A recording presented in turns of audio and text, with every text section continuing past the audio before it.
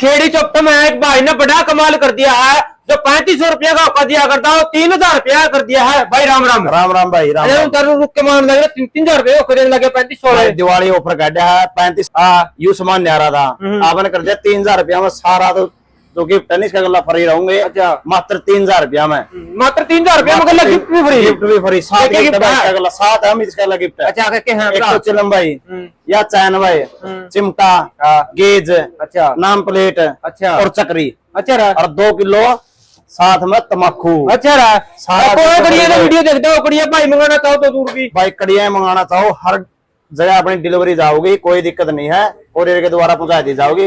Safe जाओगा भाई। क्या kilo का पायो यू भाई सब देख लो, पूरा हो गया 7.5 किलो हो गया गिफ्ट शुदा भाई। गिफ्ट शुदा हाँ, वेट रहेगा इसका 7.5 केजी भाई। बिल्कुल अच्छा आना करना पड़ेगा हमारे दर्शक ने। आना पड़ेगा भाई, Kheri Chaupta Barwara road near by Axis bank DKB ओका तम्बाकू भंडार भाई। नंबर रहेगा अपना 93 069 00 972 भाई। बिल्कुल भाई।